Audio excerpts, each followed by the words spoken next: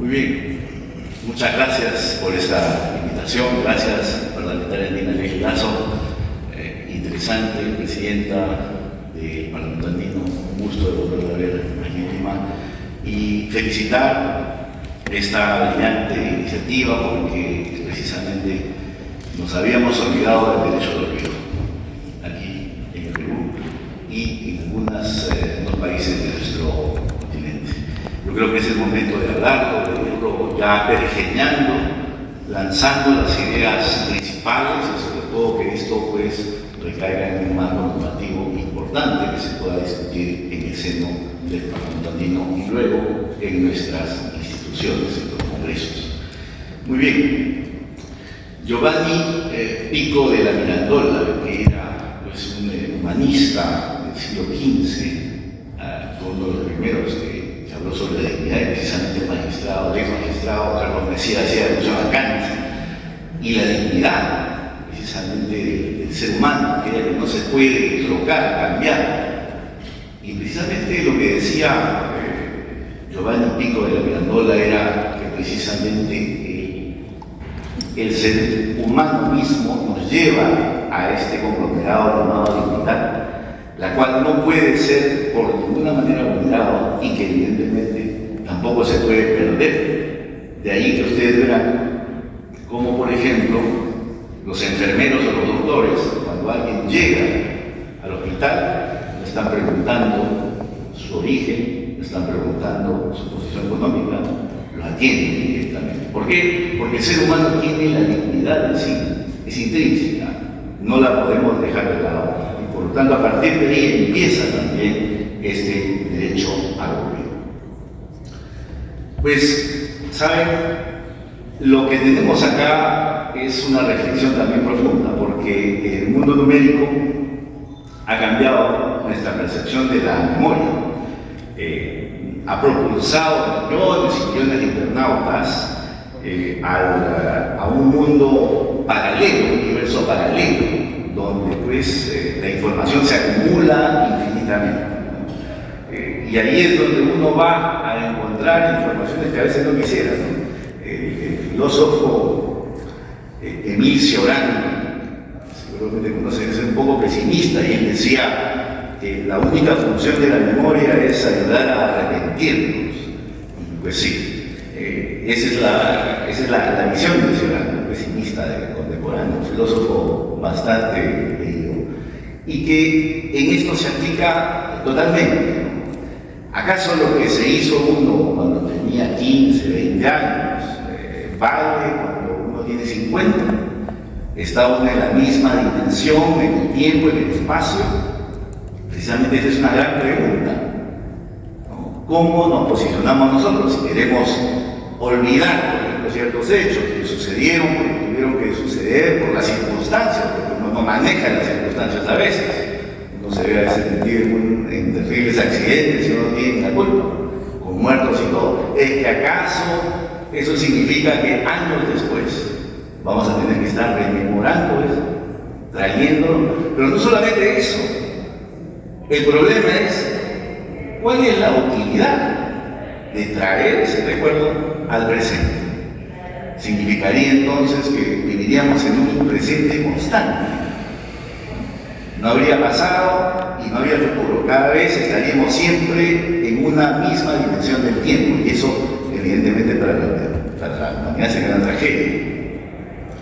Y es así, ustedes ven que, por ejemplo, cuando tratamos de lograr información sobre una persona, inmediatamente salen hechos negativos. No sé por qué. ¿Será porque acaso tenemos un mundo lleno de maldad? Precisamente ahí está uno de los otros problemas, las grandes direcciones en las que navegamos todos, muchos sin quererlo, en un espacio en el cual no hay juez, no hay control. Y felizmente acá tenemos magistrados que pueden tomar la temperatura de lo que nos está sucediendo y de lo que con el tiempo va a ser algo que vamos a tener que legislar de todas maneras. El mundo no puede avanzar si es que no no tenemos esa conciencia de que el pasado es pasado, ¿no? Que el pasado trae nostalgia. Ustedes recordarán, por ejemplo, a Homero de la Ilíada, ¿no? Escribía la historia de Ulises cuando salió de Ítaca a la guerra de Troya, llega a la isla de Calipso, y la diosa es Calipso. Calipte en greco significa la que esconde. Ahí está, él está muy bien, está con las ninfas, se la pasa muy bien, pero en las noches él va al borde de la playa, hermano, y se pone a llorar. ¿Por qué? Porque recuerda su ciudad Ítaca, recuerda a su esposa Penélope, recuerda a su hijo Telémaco, aquel que pelea de lejos, el arquero. Y eso lo llena de nostalgia. ¿Qué pasaría entonces si todos nosotros asumimos, como lo asumió Google en su momento, en que evidentemente nada se podía tocar de la base de datos que ellos tenían? ¿Qué pasaría si nosotros mantenemos siempre esa nostalgia? No seríamos mundo, no seríamos vida. Precisamente lo propio del ser humano es evolucionar, es avanzar, aprender de las experiencias y avanzar. Entonces, he ahí un gran problema, el cual debe ser discutido y debatido para saber de qué manera el ser humano puede avanzar sin temor al pasado. Porque si él lo olvidó, si lo dejó atrás, ¿de qué cabe de que alguien venga, lo saque del baúl de los recuerdos y lo vuelva a poner sobre la mesa infinitamente? Y que esto lo afecte, es lo peor. Que esto lo afecte. Porque qué bueno fuera si se trajeran al presente únicamente recuerdos positivos. No. Para eso sirve, ¿no? Para eso sirve, para traer recuerdos negativos, circunstancias un poco trágicas, como lo comentaba la parlamentaria Tina Leslie Lazo, en este caso atroz, en la que siempre vivimos en esa nostalgia, en ese presente imperfecto, que es el recuerdo. Entonces, todo eso debe llevarnos a pensar de que estamos frente a un reto y que ese reto debe ponernos precisamente en el marco de lo que es la legislación. Muchos países ya han avanzado, precisamente la doctora Susana Mosquera nos hacía ese gran señalamiento de las disposiciones y convenciones a nivel mundial y en la Unión Europea, pero precisamente ahí no ha sido tan fácil tampoco avanzar, porque si bien es cierto hemos tenido legislaciones, digamos, de los años 80, las constituciones no han seguido en ese lado. Las constituciones que salieron de la Segunda Guerra Mundial, la constitución alemana, por ejemplo, no tenía ninguna alusión a lo que era el derecho a la imagen, ¿no? Entonces, hemos ido avanzando con el tiempo de una manera importante, y es así como la Unión Europea ha avanzado en todo lo que es la directiva, porque hay que saber que son las directivas las que luego se van a aplicar a los países. Pero esto ha podido hacerse gracias a la jurisprudencia, al trabajo que se ha hecho en los países.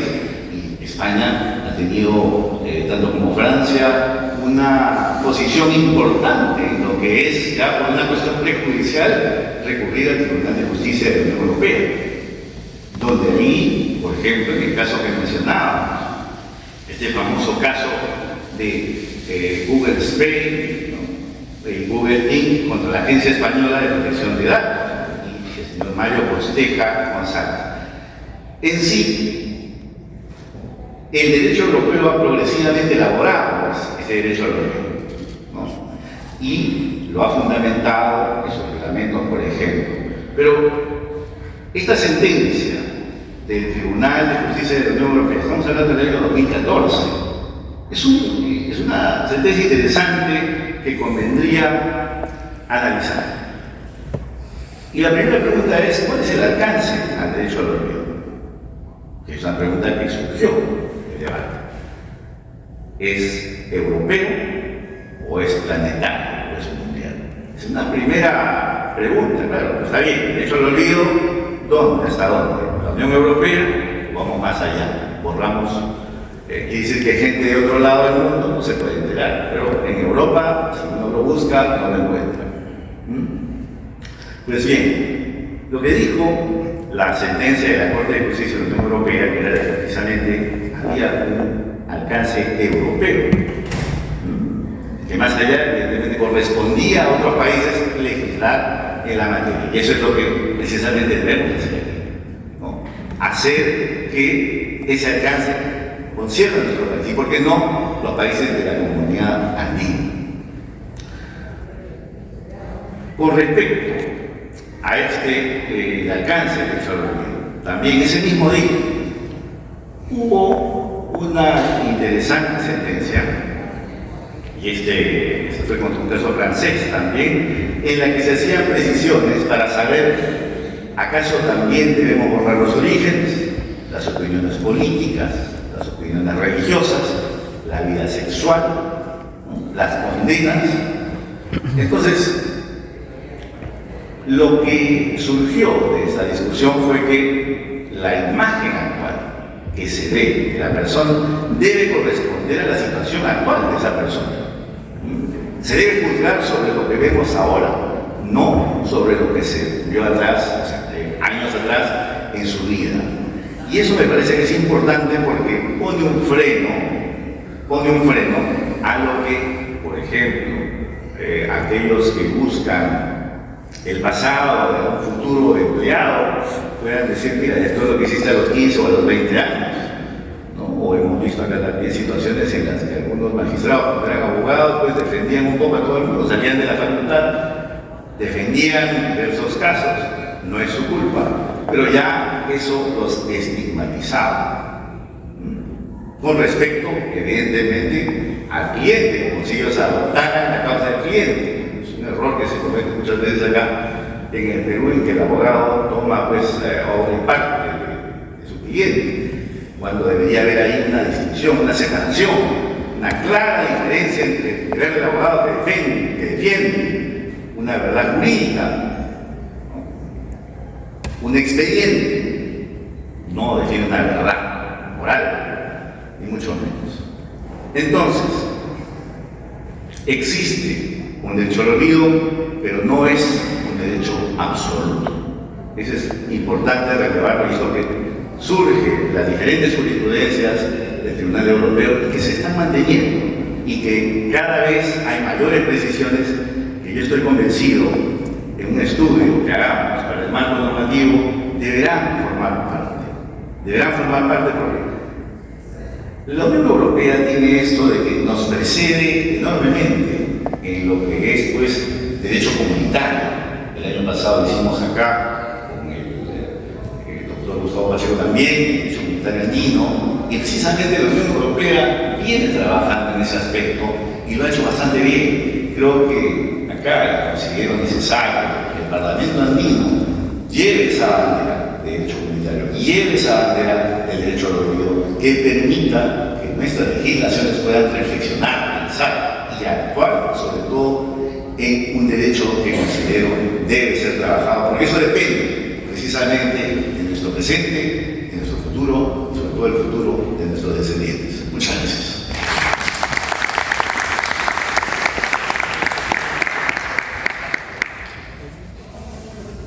Gracias también a la participación del doctor Carlos Franco Carranza en esta oportunidad, en este primer Congreso Mundial de Derecho al Olvido Digital. El siguiente ponente